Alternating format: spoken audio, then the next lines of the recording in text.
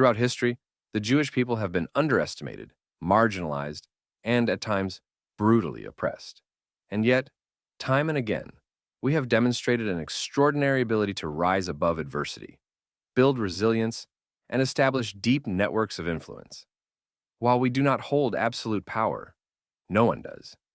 We have cultivated relationships, influence, and strategic positioning in ways that make us an undeniable force on the world stage. The lesson should be clear by now, especially to those who position themselves as adversaries. Don't mess with the Jews. The modern state of Israel, despite its minuscule size, has cultivated power disproportionate to its numbers. This is not by accident. The Jewish people have learned the hard way that survival requires more than hope. It unapologetically requires strategy, intelligence, and strength. With an unparalleled intelligence network, elite military capabilities, and strategic alliances, the Jewish people's state and the institutions Israelis have built command serious respect. Consider the Israel Defense Forces, Mossad, and Shin Bet, three of the most effective and feared security organizations in the world. Their operations, both known and unknown, have altered the course of history. If the mission was to topple the Iranian regime tomorrow, the question is not if, it is when and from which of Israel's many options. That they have not does not reflect inability, but rather strategic restraint and realpolitik calculations. No regime on earth is beyond the reach of Israeli intelligence and military prowess. Jewish resilience and military prowess are not modern phenomena. They are deeply rooted in history, with legendary Jewish warriors rising up in times of crisis. Perhaps the most famous of these were the Maccabees, a family of Jewish fighters who led the revolt against the Seleucid Empire in the 2nd century BCE. Facing overwhelming odds, they waged a guerrilla war that culminated in the miraculous recapture of the Holy Temple in Jerusalem. Their victory, celebrated today as Hanukkah, was not just a religious triumph. It was a testament to Jewish military strength, strategy, and sheer determination. The Maccabees were far from the only Jewish warriors to shape history.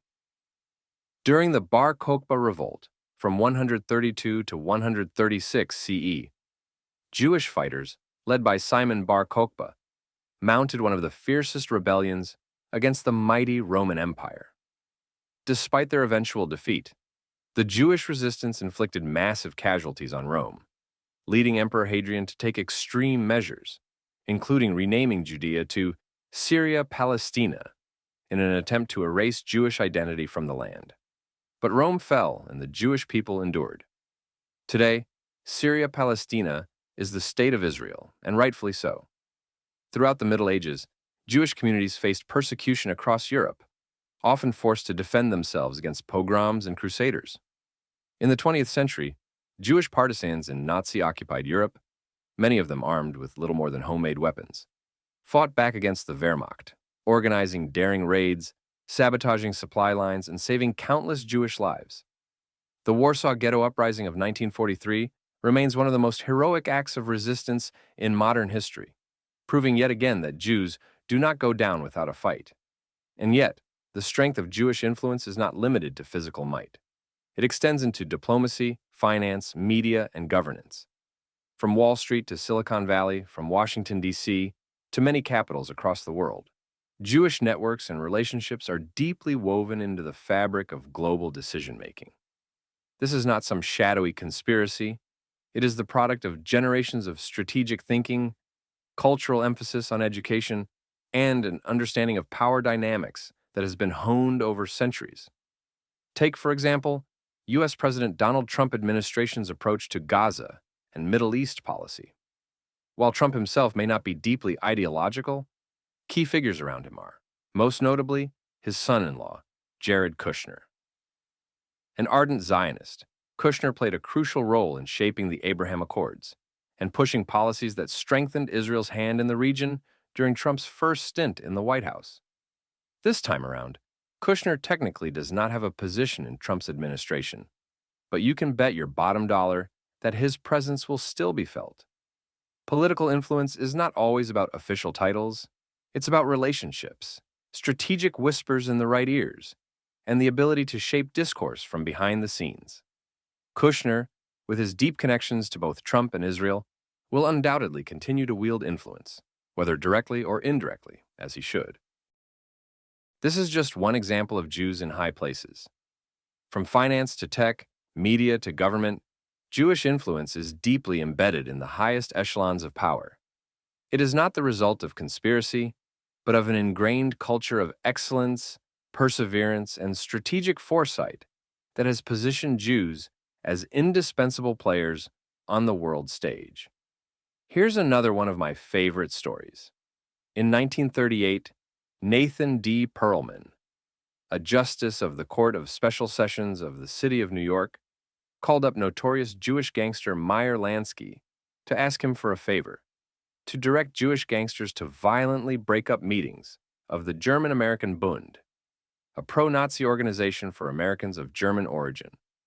"I want you to do anything but kill them," Perlman told Lansky, prompting the organized crime boss to tell his associates that they could marinate but not ice those who showed up at Bund meetings, rallies, and marches, where speakers spewed Jew hatred.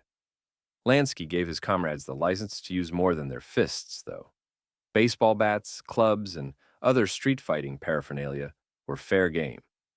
Guns were out of bounds, as were the ice picks, the preferred weapon of killer Abraham Kid Twist realists.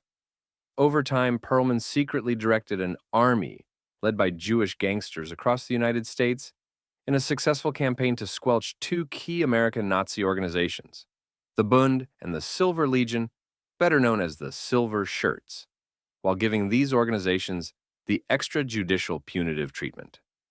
Approximately 100 anti-Semitic groups operated throughout the U.S. during the Great Depression. During an era before hate laws were in effect, these Jew-hating organizations were thoroughly protected by the freedom of speech granted by the U.S. Constitution's First Amendment. As a result, they operated openly with impunity. Sounds like pro-Palestinian organizations today, does it not? Back then, the German-American Bund promoted anti-Semitism alongside its pro-Nazi and pro-isolationist agenda, and was closely aligned with anti-Semitic demagogue and radio personality Father Charles Coughlin's Christian Front. They said that the Jews were all communists and they had all the money, which came as quite a shock to a lot of American Jews.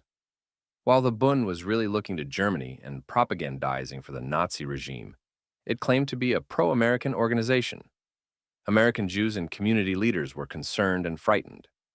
U.S. President Franklin D. Roosevelt's administration tried to act against pro-Nazi groups whenever and wherever possible, but there was nothing they could legally do to shut them down. Again, sounds like pro-Palestinian organizations today, does it not? Fed up with the situation, Perlman took matters into his own hands. As a former congressman and justice of the Court of Special Sessions of the City of New York, his role in intimidating law-abiding Americans would have to be kept on the down low. So he requested the aid of men who wanted anti-Semites hurt and had no compunction about acting outside of the law. An attendee of a Bund meeting slid down the wall like vanilla ice cream rolling down a cone after being pummeled by a Jewish thug. In another case, Jewish gangsters ambushed Bund members as they left an event, leading to intense action looking like the flesh-eating frenzy of piranhas in otherwise still waters. After testing a pilot in New York, Perlman reached out to Al Capone's associate Jake Greasy Thumb Guzik in Chicago and asked him to do in the Windy City what Lansky was doing in the Big Apple. Key to the Chicago operation were Jewish boxers, including champion Barney Ross, as well as blonde, blue-eyed Jewish journalist Herb Brin, who went to Bund meetings undercover and collected valuable intelligence. In New Jersey, Perlman relied on mob boss and bootlegger extraordinaire Abner Longy Zwillman. In turn, Zwillman looked to his pal, ex-boxer and gym owner Nat Arno, for help in recruiting Jewish tough guys. The ever-generous Zwillman covered all costs incurred by these Minutemen, named after the New Englanders, who took up arms against the British. In Middle America, the problem was not the Bund, so much as William Dudley Pelley's Silver Legion. Many of the card-carrying 15,000 silver shirts and their supporters lived in Minnesota. Davy the Jew Berman, who ran the gambling scene in Minneapolis, was Perlman's man. Berman even collaborated with rival Isidor Kid Can Blumenfeld on this mission. By 1939, Jewish gangsters had pounded enough Nazis to ensure that a significant number of them quit attending meetings, or at least went underground. The gangsters' actions had also emboldened ordinary Jews to protest and take action. The gangsters were able to get away with cracking skulls and causing all kinds of physical harm because the police, who were in their pockets, turned the other way. With no fatalities involved, the bloody fights never made newspaper front pages, and the perpetrators were never named. For the adversaries of Israel and the Jewish people, this should serve as a cautionary tale. Time and again, those who have sought to destroy or undermine the Jewish people have met ruin. From the downfall of Haman in ancient Persia to the collapse of Hitler's Third Reich, history is littered with the wreckage of regimes that made the fatal mistake of underestimating Jewish resilience.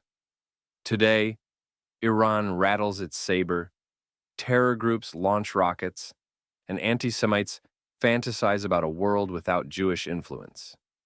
But they should be careful what they wish for. The Jews do not seek world domination. We do not need to. What we have built is something far more effective, a network of strength, intelligence, and alliances that ensures our survival and prosperity.